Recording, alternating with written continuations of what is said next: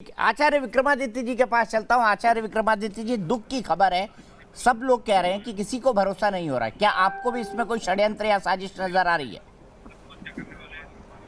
जी, बिल्कुल, बहुत दुखद खबर है। जिस प्रकार से किसी को विश्वास इस प्रकार है ही नहीं। संत समाज का एक ऐसा प्रखर वक्ता, ऐसा प्रखर कार्यकर्ता कि जो असंभव कार्य को भी संपादित करने के लिए कोई स्पष्ट रूप से ही काम करने का प्रयास करते थे।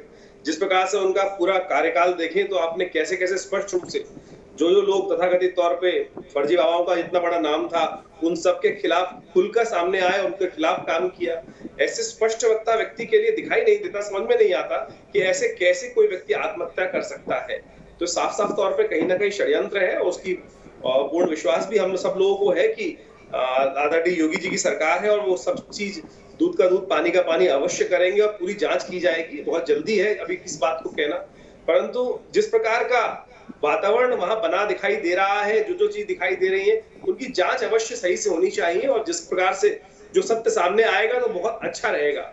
स्वामी जी इस प्रकार के हैं नहीं कि जिस जो बात समझ में आ रही है कि जिस प्रकार का 7 पेज का उन्होंने सुसाइड नोट के रूप में जो बातें हैं, ये बहुत प्रारंभिक बातें हैं, परंतु इसके पीछे बहुत बड़ी साजिश है। जैसा सब लोग कह रहे हैं, इसकी जांच तुरंत से तुरंत होनी चाहिए। और स्वामी जी ने जिस प्रकार का व्यक्तित्व था उनका, आप समझे कि वो स्पष्ट रूप से काम करने वाले थे, मुखर प्रवक्ता थे, मुखर रूप से बात कहते थे, कोई लाग लपेट वाली बात नहीं थी। जो बात उनको अच्छी नहीं लगी, यदि आप उनके तमाम बयान वगैरह देखे जो आए, उन्होंने स्पष्ट रूप से साफ-साफ कहा। ऐसा व्यक्ति ऐसी बात को बहुत देर तक अपने अंदर 7 पेज लिखना, 7 पेज का नोट लिखना, सुसाइड नोट लिखना, एक बहुत लंबा समय लगेगा, बहुत विचार किया होगा। और अभी 2-3 दिन पहले ही अच्छे सीएम साहब भी, डिप्टी सीएम भी साहब सब मिलके आए हैं, आनंद जी कल शाम को मिलके आए। जी बिल्कुल, मिलके आए हैं कल उनसे। शाम को तो कल ऐसा शाम नहीं को है। जी बिल्कुल दीपक जी, आप भी हजारों लोग से मिलते हैं और ऐसे बड़े-बड़े संत महात्माओं से मिलते हैं जो लोगों को उपदेश देते हैं, सही मार्ग की बात बताते हैं और उन्होंने तो स्पष्ट रूप से सही मार्ग को चुना भी, सही लोगों को बताया भी। बहुत सारी बातें होती हैं, परंतु जो षड्यंत्र है उसका खुलासा होना बहुत जरूरी है। पुलिस जांच करेगी, योगी जी की सरकार है, कोई भी, मुझे पूर्ण उम्मीद है और समाज संत मंडल को भी इस बात का पूरा विश्वास होगा बिल्कुल कि सत्य प्रकार से सत्य सामने लाने का प्रयास किया जाएगा और सत्य सामने आएगा।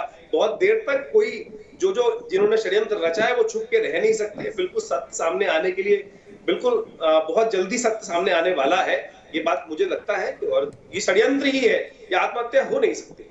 ठीक है, महंत राजू दास जी के पास चलता हूँ। महंत राजू दास जी, हमने देखा हाल ही में कई सारे जो तथाकथित साधु संत थे, कुछ रेप में फंसे, कुछ हत्या में फंसे, कुछ लोग दूसरे विवादों में फंसे। ये महंत नरेंद्र गिरी ही थे जिन्होंने बाहर निकलकर कहा ये फर्जी है, इनका सनातन धर्म से कोई लेना देना नहीं, इन पर भरोसा मत करिए। इतनी सत्यता और प्रामाणिकता से बात करने वाला आदमी, जो सही को सही और गलत को गलत कहना जाने, वो क्या अपने आप का बचाव नहीं कर पाएगा अपनी मनस्थिति से, अपनी परिस्थितियों से?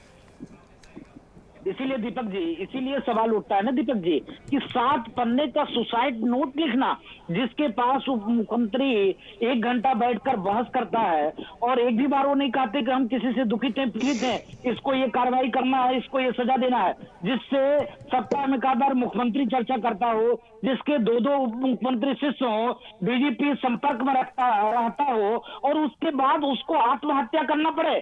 आत्महत्या वही लोग करते हैं जिनका कोई बस नहीं चलता, जिसकी कहीं कोई सुनवाई नहीं होती, जिसका कहीं कोई पूछ नहीं होता, वो आत्महत्या करता है। और नयन गिरी जी तो लगातार सनातन धर्म संस्कृति के लिए मुखर रहते थे, किसी भी विषय को लेकर हो, चाहे साधु समाज में किसी भी प्रकार से देखिए, तमाम लोग ऐसे निकले जिन्होंने तमाम मामले सबको पढ़ा, उन्होंने सीधे खंडन किया, ये साधु नहीं है, ये बहरूपिया है, ये ढोंगी है।